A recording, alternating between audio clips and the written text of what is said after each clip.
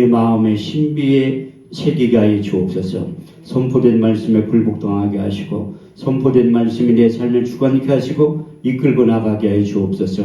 이 시간 주의 성령이 강하게 역사하시고 운행하시고 기름 부어주시고 일하신 절정의 시간이 되게 하여 주옵소서.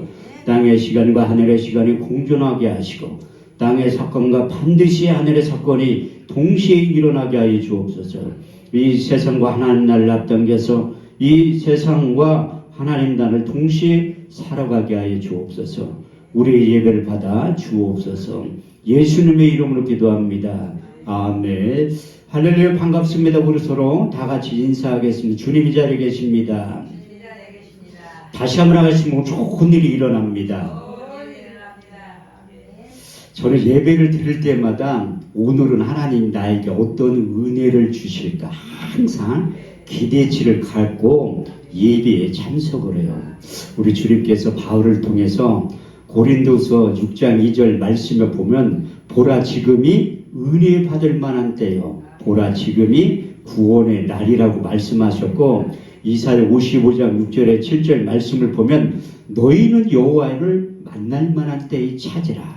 가까이 계실 때에 그를 부르라고 말씀하고 있어요. 우리가 코로나19 때문에 우리의 임의대로 예배를 드리지 못하는 시대가 올 거라고 누가 상상을 해봤겠어요.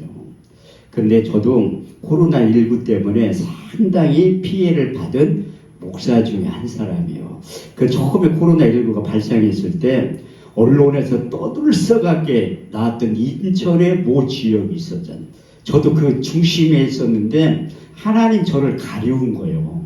딴 사람들은 다 언론에 노출이 됐는데 저는 거기 언론에 노출이 안 된 거예요. 제가 거기 토요일 날 갔다 왔는데 그 시청에서 연락이 온 거야. 거기 갔다 오셨죠? 물어보더라고 직원이. 그래서 갔다 왔다고 하니까 거기 왜 갔다 왔냐. 목사가 왜 갔다 왔냐고 가서 설교하러 갔다 왔지. 그러니까 난리가 난 거야. 빨리 가서 검사를 받으라고 하더라. 근데 그 교회에서 5명이 찬양 인도를 했는데 전부 다 확진자야. 그분들이. 사회본 목사님도 확진자. 나 갈 때 똥 먹으라 준 사모님도 확진자요.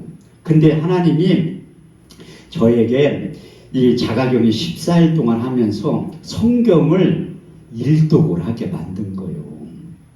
정부에서 저는 40만 원 격리자금 받으면서 성경을 읽은 사람이라니까요.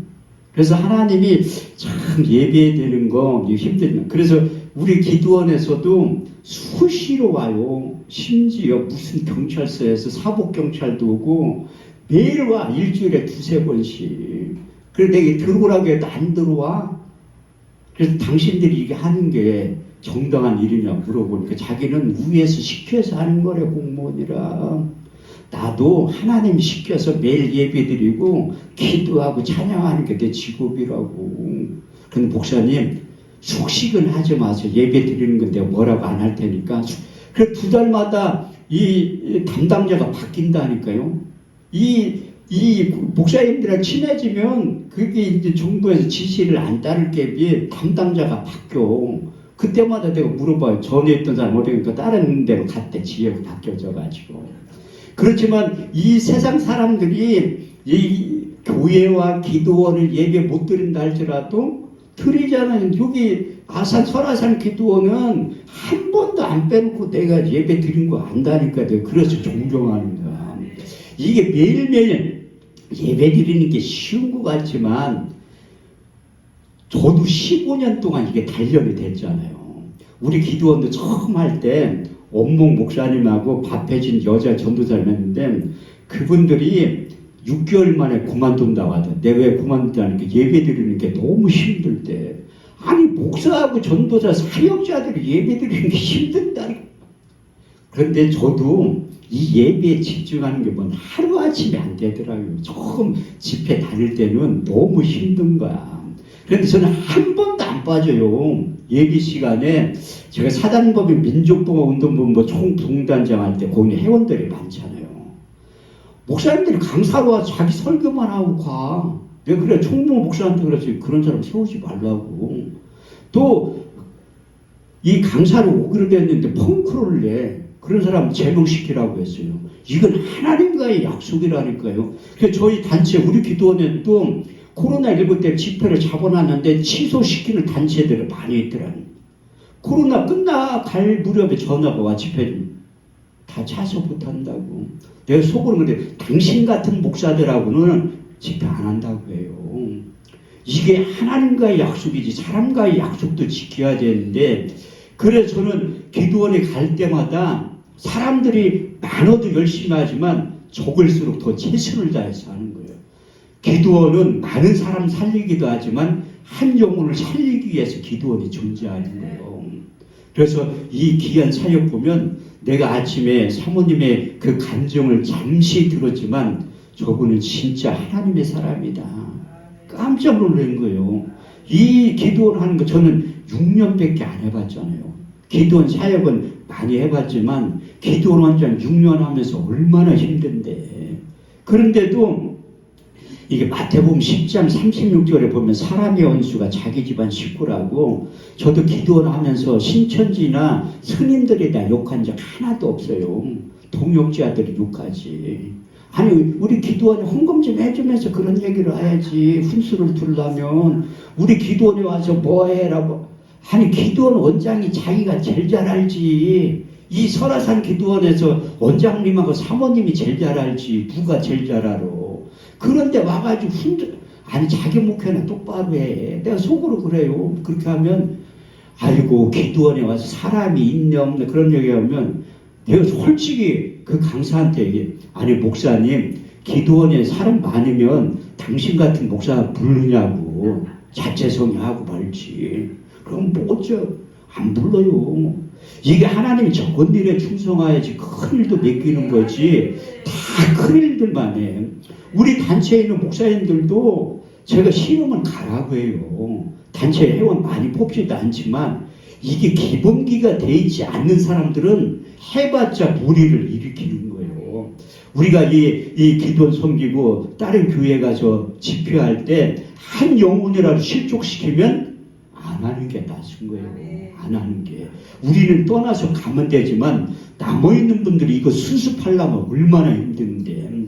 우리 기도원에도 몇 명 안 되지만 기도하러 오시는 분들이 차라리 원장님이 설교를 하지 저런 분들을 왜 세우냐고 그렇게 말할 때가 많이 있어요. 왜 설교가 이게 강단이 설교 연습장이냐고. 자기 자랑만 하고 뭐 말도 안 되는 얘기들만 하고 이렇게 하고 가는데 차라리 원장님이 하시라고. 그러면 그 평신도들 하는 얘기도 틀린 게 하나도 없어요. 우리가 하루 종일 일하고 피곤한 몸을 이끌고 와서 여기 예배의 자리에 참석했는데 저 개인 강사에 그 말도 안 되는 소리를 우리가 들어야 되냐고. 우리가 이 예배에 참석하는 것은 하나님의 말씀을 듣기 위해서 온 거지. 그래서 그분들이 저 원장을 이렇게 만들어 가더라고요. 그리고 우리가 하나님의 일을 할 때는 로마서 8장 28절 말씀에 보면 우리가 알거니와 하나님을 사랑하는 자 곧 그 뜻대로 부르심을 입은 자들이 삼력하에 선을 이루는 거예요. 저도 개인 목회 일반 목회도 하지만 그때 우리 성도들은 내가 이렇게 양육을 잘하면 되잖아요. 그리고 우리 교회도 교회에서는 부흥이 안 해요. 강사 잘못 세우면 쑥대밭 된다니까요. 그러니까 아예 부흥회를 안 하는 거예요. 기도원이야 이게 그런데 기도원 이렇게 해보니까 더 위험하더라. 이 기도원 성도들은 강사 한마디 실수하면 안 와요. 나가서 엉뚱 그 기도는 이상하다고 얘기하지. 좋은 소리는 안 해도 싫은 소리는 이게 이게 뻥튀기 돼가지고 별 얘기들을 다 한다니까요. 그래서 저도 기도원 3년 차까지는 그냥 연합회할 때 무슨 단체 다 세웠는데 지금은 안 해요. 차라리 안 하고 말고 검증된 강사들만 세우려고 하는 거예요. 그래서 저도 노베드로 목사님 원장님 여기 세우라고 할 때 너무나 감사한 거야. 그런데 이 코드가 맞는 기도원이 있다니까요. 그래서 최선을 다하려고 했는데 사모님이 은혜를 받아야 돼. 내가 볼 때는 별로 은혜가 안 되는 것 같아. 이제 절반 했으니까 오늘부터 최선을 다해서 하려고 하는 거예요. 저는 사모님하고 우리 권사님하고 할머니 권사님만 은혜가 되면 돼. 원장님은 어차피 안 계시니까 원장님 저를 이렇게 막내 아들처럼 생각해서 얼마나 사랑을 많이 주시는데 그게 너무 존경스러운 거예요. 누가 욕을 하든 말든 하나님의 일을 하잖아요. 진짜 주님을 만나고 경험하고 체험하는 자들은 한 소리 들어도 그냥 많은 거예요. 사랑으로 감사하는 거지. 강한 자가 품는 거예요. 강한 자가. 나는 노베드 목사님 내 집회를 다니면서 말도 안 되는 얘기도 하는 분들도 있지만 나는 그분을 제일 존경한다고 말씀을 드려요. 그런 어른들이 있기 때문에 후배 봉사들도 이 일을 하는 거지. 그분들이 열악한 환경 속에서도 이 토대의 발판을 마련했기 때문에 후배 같은 우리들도 그 사역을 감당하게 되는 거지. 그런 분들의 기본적인 예의를 해드려야 된다고 저 후배 목사들한테 그렇게 강조를 많이 해요. 우리가 선배 목사들을 예우를 해야지 우리도 예우를 받고 대접을 받는 거지. 요즘은 너도 목사 나도 목사를 그렇게 생각을 한다니까. 그러면 차라리 하지 말라고 하는 거예요. 진짜 예배를 통해서 우리 주님을 만나면 할 말과 아는 말, 해서는 되는 말과 이제 하지 말아야 될 안고 설 자리를 아는 거예요. 우리가 성령이 임하면 막 세술에 취할 때도 있지만 진짜 하나님의 영으로 감동되고 충만하면 질서의 하나님이라 알고 설 자리를 아는 거예요. 그래서 오늘은 마가의 오순절 다락방에 임했던 오순절의 성령 세례에 대해서 말씀을 증거하려고 해요.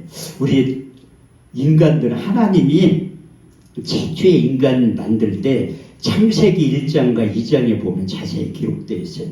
창세기 1장 27절에 28절 말씀을 보면 하나님의 형상대로 사람을 창조하시되 남자와 여자로 창조하시고 그들에게 복을 주시며 이르시되 생육하고 번성하여 땅에 충만하라. 땅을 정복하라. 바다의 고기와 공중의 새와 땅에 움직이는 모든 생물들을 다스릴 수 있는 능력을 주셨다는 거예요. 창세기 2장 7절 말씀에 보면 하나님은 흙으로 사람을 지으시고 그 코에 생기를 불어넣으시니 사람이 생명이 되었다고 말씀하고 있어요. 그래서 창세기 1장과 2장 말씀을 인용하면서 시편 기자는 4번에 걸쳐서 우리와 하나님과의 관계 정체성에 대해서 이렇게 말씀하고 있어요. 시편 2편 7절 말씀을 보면 여호와께서 가라사대 너희는 내 아들과 딸들이라. 오늘날 내가 너희를 낳았다고 말씀하고 있습니다. 두 번째 시편 82편 6절 말씀을 보면 여호와께서 가라사대 너희는 신들이며 다 지존자의 아들과 딸들이라고 표현하고 있습니다. 세 번째 시편 139편 13절 말씀을 보면 주께서 내 장부를 지으시며 내 모태에서 나를 조직하셨다고 말씀하셨고 네 번째 시편 139편 16절 말씀을 보면 나의 형질이 이루기 전에 주의 눈이 보셨으며 내가 정한 날이 되기 전에 주의 책에 다 기록이 되었다고 말씀하고 있어요. 우리 주님도 모세의 글과 선지자의 글과 시편에 등통했기 때문에 이 말씀을 인용하면서 우리와 하나님과의 관계 정체성에 대해서 요한복음 10장 34절에 35절을 통해서 이렇게 말씀하고 있습니다. 너희 율법에 기록한 바 내가 너희를 신이라 하지 아니하였느냐. 성경은 폐하지 못하나니 하나님의 말씀을 받은 사람들을 신적인 존재, 영적인 존재라고 표현하고 있어요. 그런데 왜 우리가 하나님과 소통이 잘 되다가 불통이 되었냐면 우리 육체 가운데 있던 하나님의 영이 떠났기 때문에 소통이 안 된 거예요. 그래서 창세기 6장 3절 말씀에 보면 여호와께서 가라사대 나의 영이 영원히 사람과 함께 있지 아니하리니 이는 그들이 육체가 됨이라. 그러나 그들의 날은 120년이 될 것이라. 그래서 아담 시대에는 평균 수명이 무지하게 길었다니까요. 최초의 인간 아담은 930살까지 살았고 가장 오래 살았던 사람은 무드셀라라는 사람인데 969살까지 사는 거예요. 우리 할머니 권사님 저기 계시는데 그 당시에 비하면 소녀야 소녀. 평균 나이가 900살인데 이제 100살도 안 되신 할머니 권사님이 소녀지. 근데 왜 평균 수명이 확 줄었냐? 제가 장성해서 평균 수명이 확 줄은 거예요. 아담 시대는 900살까지 살다가 노아 홍수 시대가 지난 다음에 평균 수명이 120살로 확 줄은 다음에 지금 우리가 살고 있는 평균 수명이 시편 90편 10절 말씀에 보면 우리가 연수가 70이요 강건하면 80일지라도 그 연수의 자랑은 수고와 슬픔뿐이 신속기간이 우리가 날아가야 된다고 말씀하고 있어요. 근데 요즘은 의학이 발달해서 100살, 120살까지 사는 거예요. 그래서 누가 120살까지 살았냐? 모세가 120살까지 살았다니까. 전 연세 드신 분, 70 넘은 분들 기도해 줄 때 이 말씀을 인용해서 한다니까요. 모세 죽을 때나 120세나 그 눈이 흐리지 아니하였고 기력이 쇠하지 아니하였더라. 그래서 가장 장수의 복이 뭐냐면 아프지 않고 건강하게 오래 사는 거예요. 우리가 죽음을 통해서 또 다른 출생을 하는 거라니까요.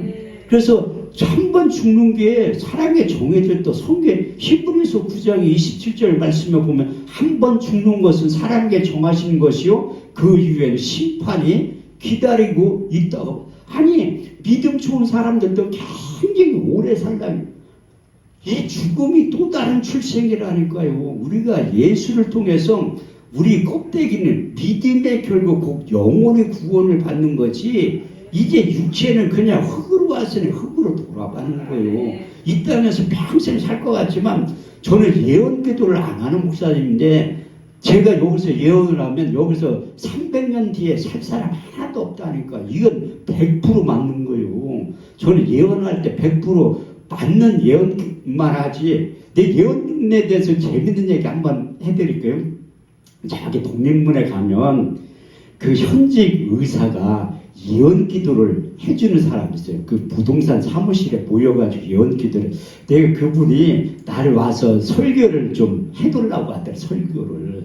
내가 그 한강 고수부지에서 칠순잔치 할 때 설교를 했는데 거기에 하객으로 참석했다가 은혜를 받은 거야. 그래서 저한테 자기 그 일주일에 한 번씩 목요일날 저녁 때 모여서 예배도 드리고 자기가 예언 기도를 해주는데 맞아 말씀 좀 전해달라고 하더라고요.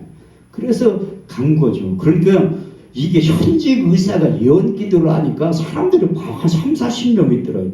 목사가 예언해도 그렇게 안 모이는데 의사가 예언 기도 해준다니까 많이 모이더라고요. 1%의 사람들이에요. 그런데 내가 설교 끝나고 안수기도를 해두려고. 그분은 이제 평신도니까 안수기도를 못하니까 내가 안수기도를 한 거예요. 근데 권사님들이 안수기도 끝난 사람들, 야, 용하다, 용해. 아니, 그건 저쪽 동네에 쓰는 언어인데, 권사가 돼서 그런 용어를 쓰면 뭐해. 그래서 내가 기도를 해줄 때마다 자기의 기도 제목을 어떻게 하려냐는 거야. 이게 보고 들은 것이 있으면 그렇게 되는 거예요. 그런데 제가 예언 기도에 대해서 할 게 오살 기도는 옛날에 갔을 때 부원장 전은호 목사님 식사하면서 한 목사 성경을 좀 알으니까 요즘 예언 기도라는 목사들 봤는데 거기에 대해서 한번 설교를 해보라고 하더라고요. 전 예언 기도를 전혀 못한다니까요. 근데 그 예언 기도 비스무리 할 때가 그 여의도 순복음교회 바울성전에서 밤 12시부터 2시 40분까지 동남아 선교에 저를 초청해가지고 집회를 한 적이 있거든요. 그런데 그 동남아 선교회 회장님 혼났대. 이름 없는 강사를 왜 불렀냐고. 안 내가 왜 이름이 없어. 한금천이라고 있는데 유명하지가 않아. 그래서 여의도 순복음교회 교인들이 제 이름을 많이 그걸 포스터를 한 주간 동안 붙여놔요. 그래가지고 많이 한다니까요. 그런데 그 바울성전이 꽤 큰데 사람들이 별로 안 왔어. 한 600명밖에 없더라고요. 그 동남아 선교 회장님한테 왜 사람들이 왜 이렇게 많이 안 모였냐니까 이름 없는 사람이 강사로 와가지고 그랬다는 거야. 아니 내가 이름 있잖아요. 황금천이라고. 그런데 거기 쓰려면 그 지성전에 있는 몇천 명 교회 목사들만 세우는 거예요. 나처럼 이런 사람 안 세운다니까. 근데 하나님 특별히 뽑아가지고 거기 한 거야. 그런데 거기 있는 사람들도 무명의 강사가 와서 하니까 시큰둥해. 설교 20분 하고 이제 기도 제목 써서 내라고 하니까 20명밖에 안 써서 내 기도 제목을. 그래가지고 내가 그 20명 쓴 것을 말씀을 끄집어내 가지고 기도를 해준 거예요. 찬송 두 곡 부르고 그 기도 제목 써서 내라고 하니까 400명 써서 냈다니까요. 400명. 내가 그거 2시간 동안 다 기도해 줬어요. 미천 딸리면 못한다니까. 내 성경 말씀이 저장되어 있어서 제가 말씀에 근거해서 기도한 이유가 뭐냐면 요한복음 15장 7절 말씀에 보면 너희가 내 안에 거하고 내 말이 너희 안에 거하면 무엇이든지 원하는 대로 구하라. 그리하면 이루어 주신다고 말씀하고. 이건 하나님의 언약이에요. 제가 고등학교 2학년 때부터 신앙생활을 했는데 성경을 읽다 보니까 마태복음 6장 8절 말씀에 보면 구하기 전에 있어야 될 것을 아신다는 거야. 아니 그러면 주면 되지 왜 깨까다롭게 안 줘. 나도 우리 딸 키울 때 좀만 할 때는 내가 이렇게 요래 보고 있다 필요한 걸 다 공급해 주잖아요. 크면 안 줬냐. 성인이 돼서는 자기가 돌라고 할 때만 준다는 거. 어제 얘기했더니 돈 달라고 할 때만 다정스럽게 얘기하면 그때 준다고. 하나님도 마찬가지로 언약을 세운 거예요. 에스겔서 36장 26절에 보면 그래도 이스라엘 족속이 내게 이루어져야 하기를 구하여야 준다는 거예요. 안 구하면 안 준다는. 근데 그 구하는 것도 너희 말이 내 귀에 들릴 만큼만 주신다는 거야. 그래도 거기 가서 이렇게 안수기도를 할 때 사람들이 집에 가서 헌금을 갖고 온 거예요. 헌금한다고. 그러니까 그분도 처음에는 좋아하더라. 헌금 하나도 안 받다가 헌금 들어와서 절반 날 감사를 주고 자기가 해서 2번 더 부른 거예요. 그 다음부터 제가 3번째 갈 때 나한테도 예언 기도를 해준다고 하더라고요. 난 싫다고 해서 난 그 믿지도 않지만 아니 평신도가 아니 목사한테 어떻게 예언 기도를 해주냐고. 나 그런 거 싫다고 하니까 아이고 목사님 한번 받아보래. 그래가 내가 이제 뭐 방언 기도를 막 하더니 뭐 순금등대가 보인다는 거야. 난 믿지도 않았는데 좋은 소리 하니까 또 좋더라고. 또 그 다음부터 내가 안 온다고 한 거예요. 너무 가면 이게 내 목회 초심이 흐려질 것 같더라고요. 하나님이 저에게 2가지의 말씀을 주시고 너는 이 목회할 때 여기에서 벗어나지 말라고 주신 말씀이 있어요. 그것은 바울이 평생 목회를 하고 그의 영적인 아들 디모데에게 마지막 유언과도 같은 말씀이에요. 디모데후서 2장 4절에서 5절 말씀을 보면 군사로 다니는 자는 자기 생활에 얽매인 자가 없나니 이는 군사로 모집한 자를 기쁘게 하려 하시니라. 경계하는 자가 법대로 경계하지 않으면 생명의 면류관을 얻지 못하니라. 디모데후서 2장 15절 말씀을 보면 내가 진리의 말씀을 옳게 분별하여 부끄러울 것이 없는 일꾼이 되어 인정된 자로 너희 몸을 하나님이 기뻐하시는 거룩한 산지 너희 몸을 드리라고 말씀하고 있습니다. 그래서 제가 성경을 가까이 하다 보니까 하라는 거 하지 말라는 거예요. 우리 이성으로는 하지 말라는 건 하려고 하고 하라고 하는 건 또 안 하려고 해. 믿음이 어느 정도 생성이 될 때까지만. 그래서 저도 힘들고 어려울 때 우리 교회에 찾아와가지고 목사님 강고 내고 예언 기도를 한번 해보래. 그러면 사람들 무지하게만 온다고. 나는 안 한다고 하는 거예요. 하나님이 제가 성경을 조금 알기 때문에 저는 사랑의 하나님으로 99% 만났거든요. 그런데 1%의 공의의 하나님을 알기 때문에 안 하는 거예요. 내가 두엉금의 보리와 두어 조각 떡을 위하여 보고 들은 것이 없이 너희 마음에서 나는 대로 예언 기도를 하지 말라고 하는 거예요. 제가 인위적으로 하면 웬만한 사람들 1시간만 얘기하면 집에 가서 집문서 갖고 와야 돼요. 하나님 내가 못된 짓 할게 이 경계의 말씀 다 하신 거라니까. 내가 하나님이 사라지지 않고 내가 목회만 1년만 할 것 같으면 하지. 좀 저도 사역을 한 20년 하다 보니까 이게 어떻게 하면 헌금을 하고 그런데 하나님이 싫어하시잖아. 내가 어떻게 목사가 됐는데 하나님의 싫어할 짓을 하겠어요. 하나님이 오래 본다니까요. 전 느껴. 하나님이 24시간 365일 나를 오래 보고 있다는 거. 그 말씀이 어디에 있냐면 전도서 12장 13절에 14절 말씀에 정확하게 기록되어 있어요. 일의 결국을 들었으니 너희는 하나님을 경외하고 그 모든 명령을 지킬지어다. 하나는 모든 은밀한 일과 모든 행위를 선악간에 심판하시느니라. 지금 심판 안 할 줄 몰라도 우리가 주님 앞에 쓰면 심판한다고 성경에 써 있잖아요. 그래서 내가 기도할 때마다 하나님이 싫어하는 거 안 하게 하고 하나님이 좋아하는 것만 하게 해달라고 하는 거예요. 그래서 성경 말씀대로 살려고 몸부림치는 거예요. 제가 하나님의 말씀을 가까이 하는 이유가 시편 119편 11절 말씀을 보면 내가 주께 범죄치 않기 위해서 말씀을 내 마음속에 두었나이다. 그래서 제가 예배에 집중하는 것도 예배 드리는 만큼은 죄를 짓지 않잖아요. 생각은 질지 몰라도 죄를 짓지 죄하고 싸워서 이기려고 몸부림치는 거예요. 그게 바른 신앙인의 도리고 특히 저는 기름 부어 하나님이 세운 목사잖아요. 그래서 하나님이 하라는 것만 하고 하지 말라는 건 안 하려고 하는. 근데 이것도 바울이 고백했잖아요. 내가 한 가지 법을 깨달았노니 선을 행하기 원하는 나에게 악이 항상 함께 있는 것을 보는도다. 내 속사람 하나님의 법을 즐거워하되 내 지체 속에 있는 또 다른 법이 내 마음의 법과 싸워 지체 속에 있는 제법 아래로 사로잡아 오는 것을 보는도다. 오야 나는 공고한 사람이로다. 이 사망의 몸에서 누가 나를 건져내라. 내 속사람은 하나님의 법을 육신으로는 제 법을 섬길 수 없는 바울도 그렇게 괴로워했다는 거예요.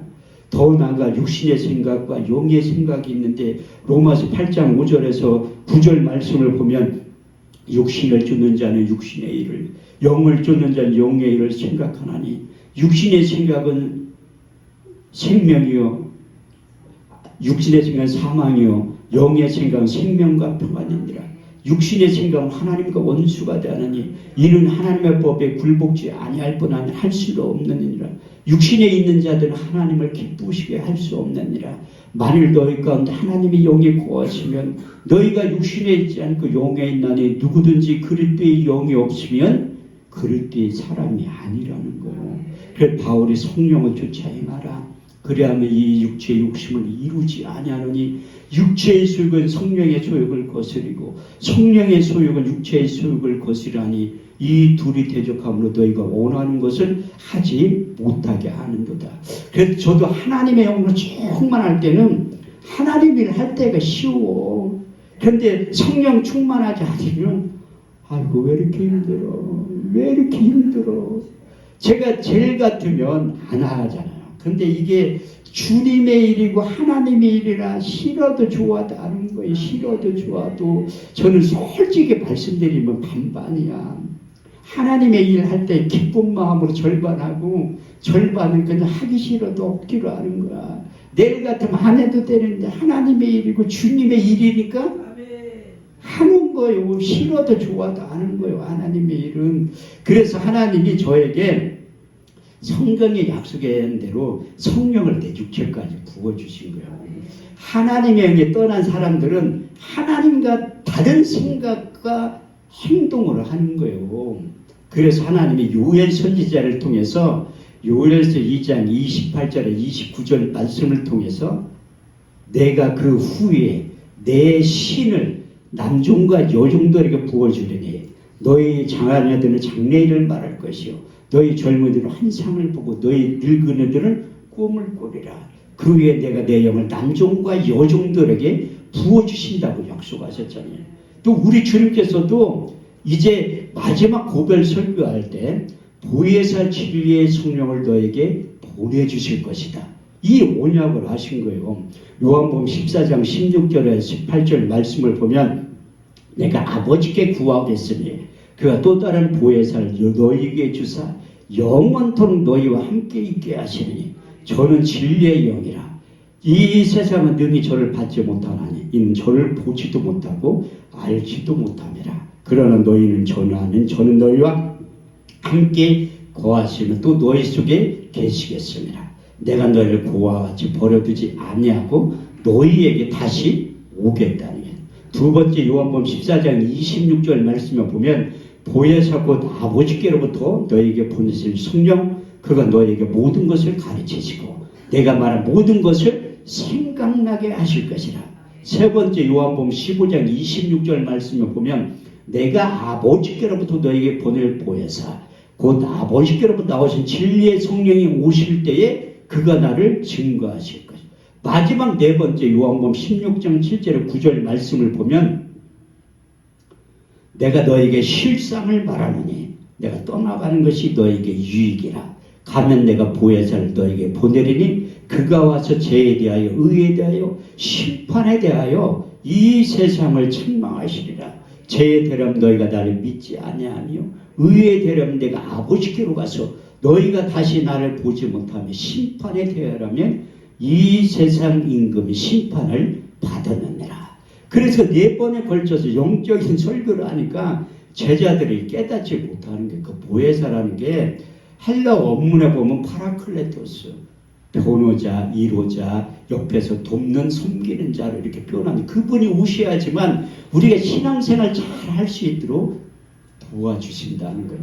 그래도 제자를 깨닫지 못해 마지막으로 요한복음 16장 13절 말씀을 통해서 결론을 내려주신 거예요. 그래야 하나 진리의 성령이 오시면 그가 너를 모든 진리 가운데로 인도하시니 스스로 말하지 않고 오직 듣는 것을 말하시며 장래일을 너에게 알려주신다는 거예요. 그래서 생전에 이 얘기를 하시고 부활하셔서 이 땅에 40일 동안 계신 거예요. 그 근거가 어디였냐면 사도행전 1장 3절 말씀에 보면 해 받으신 후에 친히 사심을 나타내사 40일 동안 저에게 보이시며 하나님 나라에 대해서 말씀하시고 그때 사도와 같이 보이사 저에게 분부하여 가라사대 예루살렘을 떠나지 말고 내게 들은 바 아버지의 약속하신 것을 기다려라. 요한은 물로 세례를 베풀었으나 너희는 몇 날에부터 성령으로 세례를 받게 될 것이라. 저희가 모였을 때 예수께 여쭤 가로되 주께서 이스라엘 나라를 회복하심이 이때니까 아니 예수께 가라사대 때와 기한은 너희의 알 바 아니요 아버지의 자기의 권한에 두었으니 오직 성령이 너희에게 임하시면 너희가 권능을 받고 예루살렘과 온 유대와 사마리아와 땅끝까지 이르러 내 증인 될 것이라. 그 증인이 있는 게 말뜻인데 내가 보고 들은 게 있어야지 증인이 되지. 내가 보고 들지 않고 예수를 정하는 거 이증이라는 게 이증. 그래가지고 성령이 그만큼 너희 육체 가운데 전삼고 들어와야지만 하나님의 일을 효율적으로 할 수 있다는 거예요. 그래서 감람산을 승천한 다음에 그것을 보였던 참 제자들도 간사해. 승천하는 거 500명이 봤는데 380명은 도망갔어. 마가의 다락방에 120명만 모여가지고 마음을 같이하여 전혀 기도에 힘썼을 때 오늘 본문 말씀이 이루어진 거예요. 오순절 날 이미일에 저희가 다 참 곳에 모였던 호련히 하늘로부터 급하고 강한 바람 같은 소리가 있었다니. 하나님의 임재를 우리가 청각으로 들었다는 거예요. 바람 같은 소리. 제가 어제 말씀드렸죠. 우리 주님께서 임재하실 때 나타나는 현상이 첫 번째가 바람 같은 소리로 임재를 하신다는. 그래서 엘리야가 하나님의 임재를 보여달라고 하니까 열왕기상 19장 11절 12절 말씀에 보면 너는 나가서 여호와 앞에 섰으라 하시니 여호와께 지나가시는 크고 강한 바람이 산을 가리고 바위를 부쉈다고 말씀하고 있습니다. 이렇듯이 아산 설화산 기도원도 제가 느낄 때는 전능자의 기운이 감도는 걸 느껴요. 원혁 사모님이 하고 권사님이 나는 저 한 번에 권사님 보고 너무 죄송한 거야. 나 여기 와서 내가 몇 번 왔잖아요. 예배 시간 한 번도 이 젊은 목사인 나도 예배 자리 저렇게 앉아있으면 힘든데 2시간 동안 꼼짝도 안 하고 저렇게 말씀 쉬운 거 아니에요. 저분이 안 듣는 것 같아 다 들어요. 제가 연세 드신 분들이 하나님의 말씀을 얼마나 잘 듣나 체험한 적이 있다는 게 저를 아는 그 박태하 목사님 강원도 행성에서 목회를 하는데 자기 교회 와서 한번 이렇게 설교를 해달라고 하더라고요. 내가 딱 가서 보니까 평균 연세가 80이야. 70 먹은 사람들도 종로당에 안 간대. 그래서 내가 왜 안 가냐 물어보면 형들이 심부름 시켜서 안 간다는 거야. 70 먹은 할아버지도 형들이 심부름 시켜가지고 경로당에 안 간다는 거야. 담배 사와라, 술 사와라, 라면 끓여라 그래가지고 안 간다는 거야. 가서 보니까 평균 연세가 80이요. 내가 이런 분들한테 무슨 설교를 하지? 1시간 반 했어요. 다 듣고서 은혜 받았다고 하더라고. 그래서 하나님의 말씀이 연세를 남녀 고아를 막론하고 다 들리게 만드는 거예요.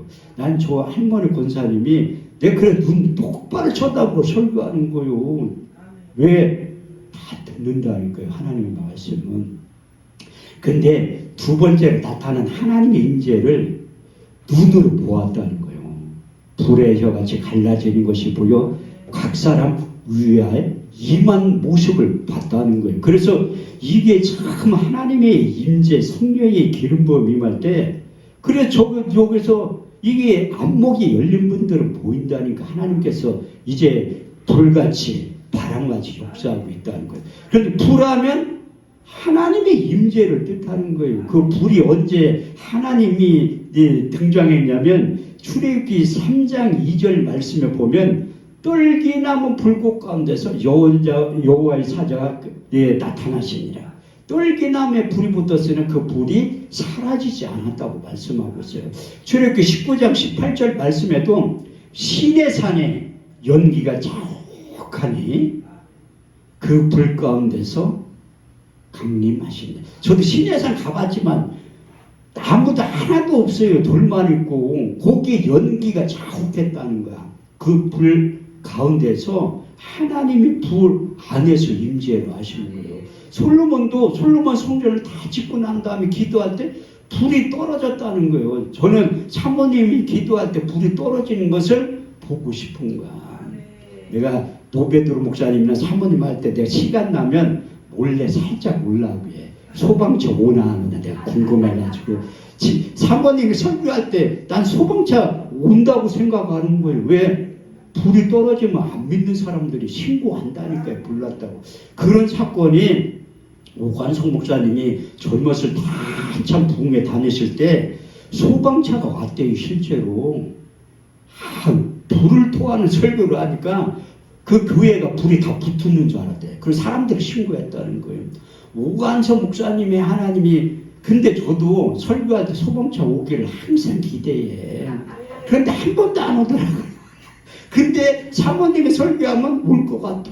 그런데 몰래 한번 와보려고 한다니까요. 그 주간 집회 할 때 사모님이 2시 반에 하신다고 했잖아요. 내가 나는 안 하는 줄 알고 그분들 오라고 했어요. 자기 무리해서. 그래서 사모님한테 양해를 구하는 거야. 다른 분이 하면 안 온대. 내가 그분들 데리고 오는 집사님은 3번째 보는 거예요. 여기에서 옛날에 부산 새시대 풍년할 때 여자 목사 데려가서 내가 기도해준 그 집사님이 한월산 기도원에 지난주에 온 거예요. 그러고 또 오고 싶대. 내가 오라고 했지. 한월산 기도원에 내가 설교하니 오라고 하니까 몇 명을 데리고 오는데, 그런데 내가 2시 반에 설교 안 한다니까 안 온대. 그래서 내가 설교할 테니까 오라고 모시고. 그래 나는 이게 안 하는 줄 알았더니 또 사모님을 한데 얼마나 양심에 찔려. 그런데도 내가 하고 싶다고 말씀드리는 거예요. 왜 한 사람, 아니 요즘 한용인이 새로운데 온다는데 예배드리러. 그래가지고 내가 양해를 구하갔는데 또 사모님이 그릇이 큰 분이라 흔쾌히 또 허락을 하시잖아. 안 한다고 하면 내 입장만 상당히 곤란하지. 그래 너무 감사합니다. 그래서 솔로몬이 기도할 때 불이 떨어진 거예요. 솔로몬이 역대하 7장 1절에 3절 말씀에 보면 솔로몬이 기도를 마치면 불이 하늘에부터 내려와서 그 번제물과 제물들을 사르고 여호와의 영광이 여호와의 전에 가득하니 여호와의 영광이 여호와의 전에 가득함으로 제사장이 그 전에 들어가지 못하였고 이스라엘 자손 불이 내리는 것과 여호와의 영광이 여호와의 전에 가득한 것을 보고 박석간 땅에 엎드려 여호와께 경배하여 이르기를 선하시도다. 그 자비 하심이 영원하도다. 솔로몬이 기도할 때 불 떨어졌다는 거예요. 그럼 불하면 떠오르는 선지자가 있잖아요. 엘리야. 그 이방 신들하고 능력 대결을 할 때 저도 그 엘리야가 기도했던 그 산에 가가지고 내가 기도할 때 불 한 번 떨어지게 해주세요. 기도했다니까요. 그런데 여태까지 한 번도 안 떨어졌어요. 그 엘리야가 열왕기하 18장 24절 말씀에 보면 그 이방 선지들한테 너희는 너의 신의 이름을 부르라. 나는 여호와의 이름을 부르르니 이에 불로 응답하는 신 그분이 참 하나님이라고. 근데 이방 신들이 아무리 해도 안 떨어져. 저희 단체에서 10월 4일 날 그 주간에 대전 아름다운 기도원에서 집회를 하는데 제가 몇 번 설교하러 갔어요. 우리 단체 처음 하는데 나 처음 갔을 때 밑에서는 설교하고 위에서는 구태. 우리나라 유명한 무당 출신들이 계룡산 출신이에요. 태백산 출신. 저는 자연 대신방 다닐 때 태백산에 간 거예요. 청량리에서 12시 기차를 타고 태백산 역에 내려가지고 택시 타고 태백산 가서 새벽에 올라간 거예요. 3시에. 태백산 가면 천재단이 있어요. 천재단. 내가 그 꼭대기에 한 4시 반쯤에 올라가니까 여자 2명도 깜짝 놀라고 다 깜짝 놀라는 거예요. 무당 2명이 굿을 하고 있더라. 기도를. 내가 딱 들어가니까 깜짝 내 하나님이 그 광경을 보게 하는 게 봐라. 이 무당들도 이 새벽에 기도하는 거.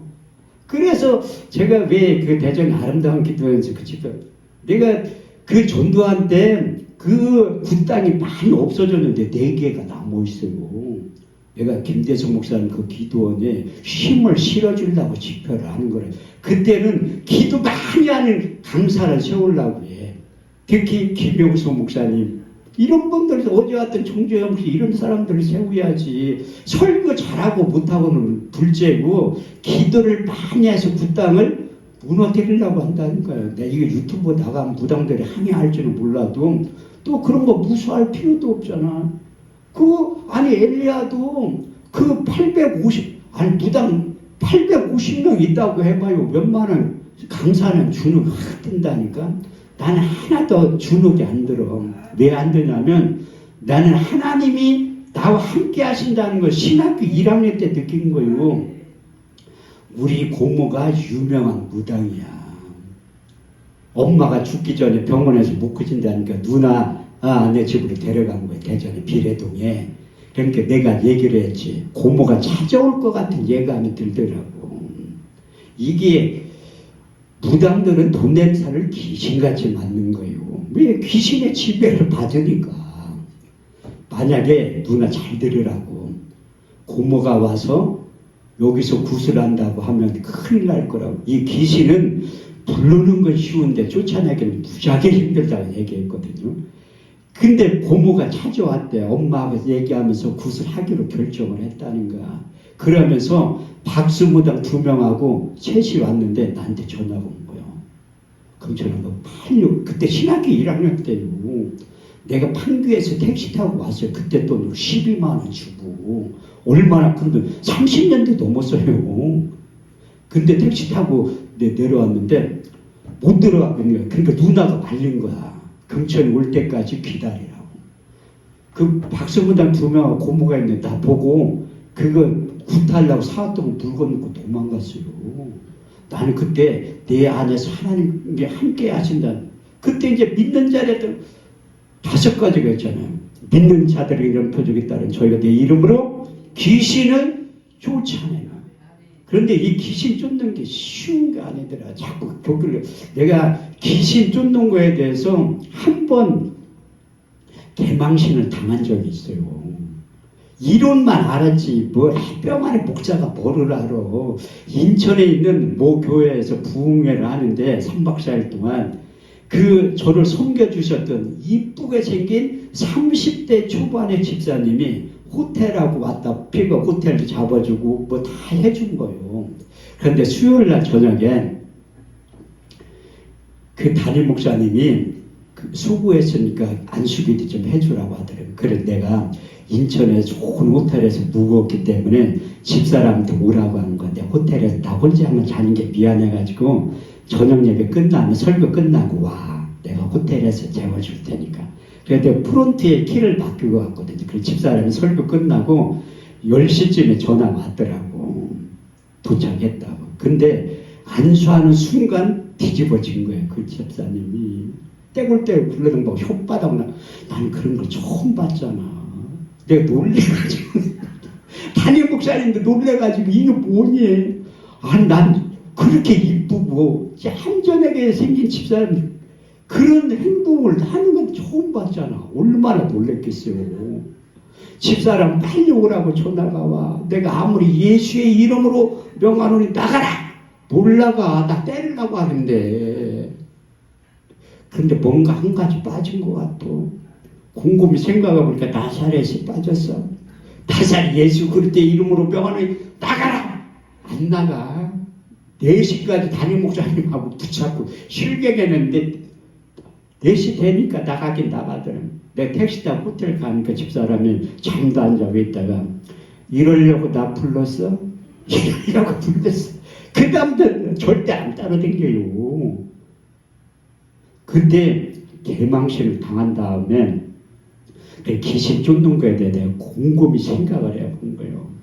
내가 마가복음 9장 20절을 보면 귀신이 예수를 보고 그 아이에게 심히 경련을 일으키게 하는지라 그 아이가 땅에 꼬꾸라지며 굴며 거품을 흘리더라. 내가 간질한 자리 거품 흘리는 거 봤는데 이게 간질 때문에 거품을 흘리는지 귀신 때문에 그걸 흘리는. 근데 예수님이 제자들은 못 잡던 귀신을 쫓아냈잖아요.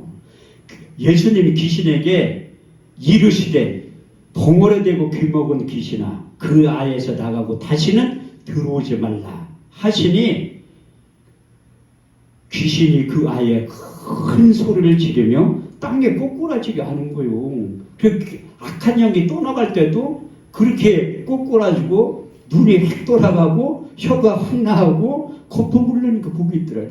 그래서 예수님이 귀신을 쫓는 모습을 보고 제자들의 질문이 우리가 아무리 해도 안 되는데 왜 못 쫓아내니까 기도 외에는 이런 이유가 나갈 수 없는. 그게 하다 보고 이제 기도하기 싫은 거예요. 하나님 나 귀신 쫓을 수 있는 능력을 불라고. 그래서 10월 달에 대전 아름다운 기도원 딱 갔는데 내가 아무리 봐도 무당들한테 이게 약한 것 같아. 그래가지고 김용수 목사한테 같이 가자고 한 거예요. 저거 기도 많이 해요. 다른 건 몰라도 기도 많이 한 건 인정을 해. 내가 그래서 이 하나님의 동역자를 왜 붙여주는 건데 고린도전서 3장 9절 말씀 너희는 하나님의 동역자들이요 하나님의 집이요 하나님의 밭이라고 말씀하고 있어요. 그래서 이 기도 많이 하는 분들이 가서 대전 아름다운에서 기도 나오면 내가 볼 때는 굿당 4개 중에 100%는 안 없어져도 2개는 없어질 것 같더라고요. 그래서 하는 거예요. 아니 그럼 김대성 목사님이 좋아하실 테지. 굿당 무너지게 하면. 아니 밑에서는 이 성회를 하고 있는 위에서는 굿하고 있는데 그게 말이 그게 이 열왕기상 18쪽에 있는 그 능력 대결을 거기서 펼쳐지는 거예요. 그때 엘리야 선지자가 응답하소서. 이방 선지자를 아무리 해도 불이 안 내려니까 그 다 때려치고 이제 물을 갖다 본 거예요. 제단에 철철 넘치도록. 기도도 세게 안 해. 응답하소서. 그때 열왕기상 18장 38절 말씀에 보면 여호와의 불이 하늘에서 내려 그 번제물과 나무와 돌과 흙을 태우고 도랑의 물을 핥았다고 말씀하고 있어요.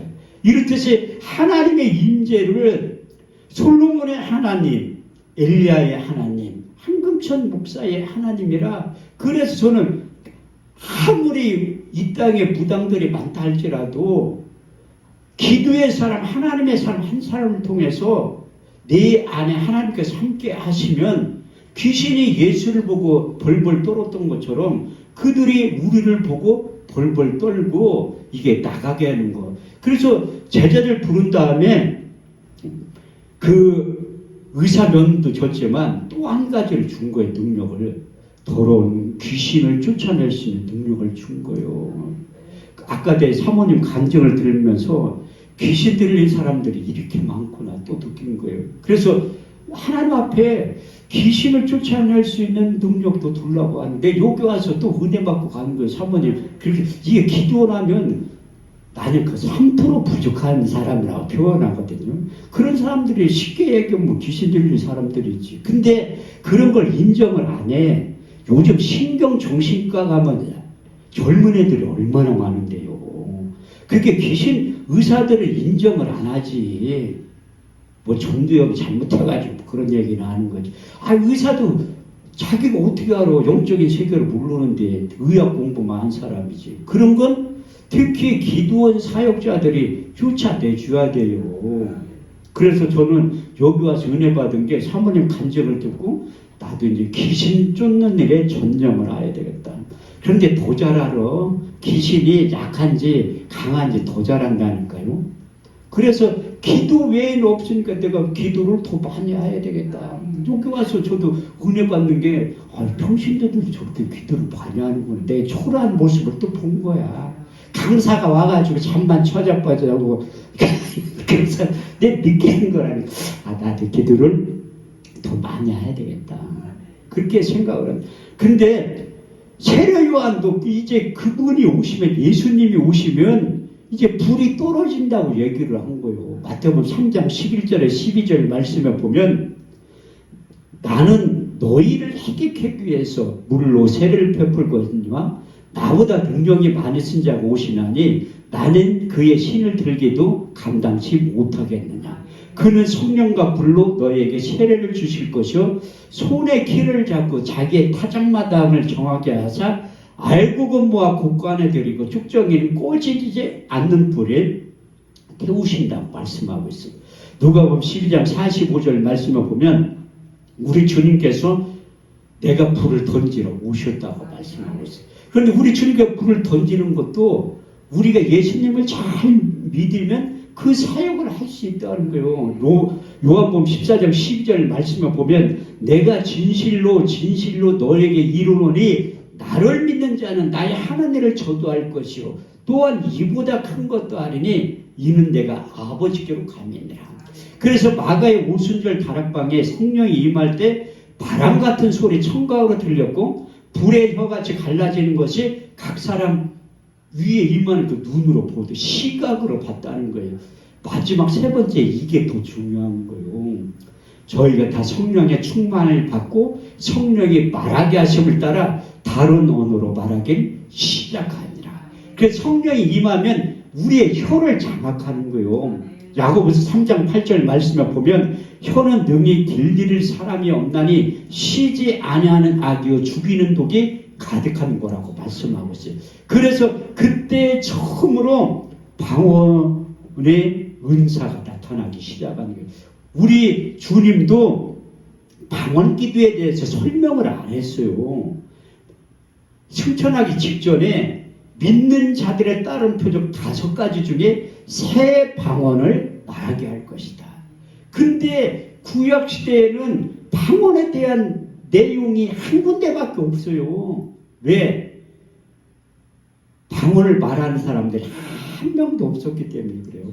이사야 28장 11절에 12절 말씀을 보면 내가 생수한 입술과 더듬는 입술로 하나님이 이 백성에게 말씀하심이라. 이것이 너희 안식이요 상쾌함이 될 것이라.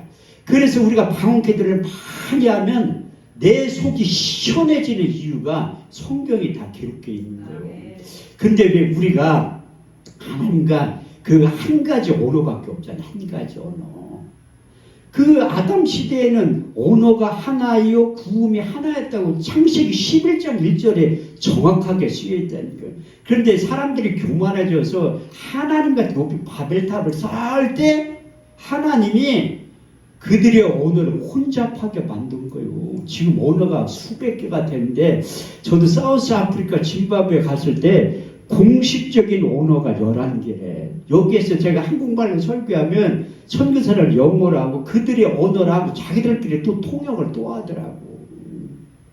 근데 이게 언어가 그렇게 수없이 흩어지면서 언어가 통하는 사람들끼리 만나서 살기 시작한 거예요. 근데 마가의 오순절 다락방에 성령이 임한 다음에 혼잡한 언어가 온 땅의 구음이 하나인 것처럼 회복이 된 거예요. 그래서 제가 방언 기도에 대해서 그 설교를 하려고 이게 시간이 많이 가기 때문에 예고편만 하고 제가 이 방언 기도가 두 가지의 종류가 있어요. 두 가지. 하나는 사도행전에 임한 대인 방언. 우리가 알아듣지도 못하는 그 방언 기도를 할 때 그들의 언어로 들렸다는 거야. 여기 사도행전에 등장한 그 17개국에 등장한 디아스포라 이민자들이 그들의 모국어로 들리는 게 아니라 사도들이 그들의 언어로 나가서 복음을 전할 때 그들의 모국어로 이렇게 들렸다는 거예요. 그게 대인방언. 내가 이 설교를 우리 교회에서 하니까 우리 딸내미 고등학교 때 그러더니 아빠 나 이제 영어 공부 안 해도 되는데 왜 그러냐니까 아니 방언 기도를 영어로 하면 되지. 야 그건 그거고 영어 공부를 열심히 해야지. 또 다른 건 고린도전 12장 13장 14장에 등장하는 대신방언. 저도 우리 교회에서 이렇게 방언 기도를 막 하면 사람들이 그래. 알아듣지도 못하는 방언 기도를 왜 하냐고. 아니 성경에 써있어요. 알아듣는 자가 없다고. 고린도 14장 2절 말씀에 보면 방언을 말하는 자는 사람에게 하지 아니하고 하나님께 하나니 이는 알아듣는 자가 없고 그 영으로 비밀을 말합니다. 알아듣는 자가 없다고 성경에 써있는데 굳이 왜 자기가 알아들으려고 하냐고. 알아들을 수 있는 방법이 딱 한 가지밖에 없어요. 고린도 12장 4절에 11절 말씀에 성령의 악과제 은사 중에 방언 통역의 은사를 받으면 된다니까요. 또 제가 기도원과 집회할 때 어떤 신령한 분들이 왜 이렇게 많어. 저는 신학교 1학년 때 우리 반에 있는 학생들이 신령한 분들이 너무 많다. 1학년 입학하니까 다 예수님 친구들만 있어. 선지자들만. 아이고 나는 날라리처럼 생겨서 졸업을 못할 것 같아. 그 사람들은 하나님이 바빠서 그런가 2학년 올라가기 전에 겨울방학 때는 다 뽑아서 2학년 때 나오지도 않더라고요. 나는 4년 동안 학교 다녀서 졸업했다니까요. 날라리가 또 하나님 다 만들어서 써. 우리가 방언기도 내 이 한마디만 하고 마치려고 하는데 우리가 방언기도를 하나님이 하게 만든 이유가 무엇인가 하면 우리의 속사람을 강건하게 하려고 하는 거예요. 고린도서 14장 4절 말씀에 보면 방언을 말하는 자는 자기의 덕을 세운다. 그 덕이라는 게 헬라어 원문에 보면 오이쿠 동마요라는 뜻을 가지고 있는데 자기의 속사람을 건축한다는 거예요. 그래서 우리가 방언기도를 많이 하면 바울이 말한 것처럼 에베소서 4장 13절에 14절 말씀대로 되는 거예요. 우리가 하나님의 아들을 믿는 것과 아는 일이 하나가 되어 온전한 사람을 이루어 그리스도의 장성한 분량이 충만한 데까지 이르르니 이제부터 우리가 어린아이가 되지 아니하여 사람의 계술과 간사한 유혹에 빠져 온갖 교훈과 풍주에 밀려 요동치 않게 하려 하심이니라. 그래서 방언기도를 많이 하면 우리의 속사람이 강건해져서 이 세상과 싸워 이길 수 있는 힘을 공급해 준다는 거예요. 그래서 방언기도 우리나라에서 내가 가장 많이 한 사람 알거든요. 그분이 첫 번째가 윤석전 목사님, 두 번째가 조용기 목사님이었어요. 근데 조용기 목사님이 소천에서 없으니까 원래는 내가 3등이 이분이라는 거 알아요. 우리 사모님이 3등이었었는데 2등을 올라갔어. 조용기 목사님이 소천했으니까 2등이지. 방언기도를 가장 많이 한. 그래서 나도 이제 한 단계 올라왔어요. 10등이었었는데 9등을 올라갔다니까. 내가 볼 때는 김용수 목사님이 8등, 우리 권사님이 7등이야. 진짜라니까요. 내가 왜 이 말씀 드리냐면 열심히 방언기도를 많이 하시라는 거야. 우리가 많이 하면 할수록 이 세상과 싸울 수 있는 힘이 우리 속사람이 강건해져야지 이기는 거예요. 하라고 하면 하고 하지 말라고 하면 안 하는 거예요. 그래서 하나님의 놀라운 역사가 반드시 이 설화산 기도원을 통해서 이루어지게 되는데, 제가 남은 생에 하나님을 위해서 일할 때 하나님의 속을 시원케 해드리고 싶은 거예요. 그래서 잠언 25장 13절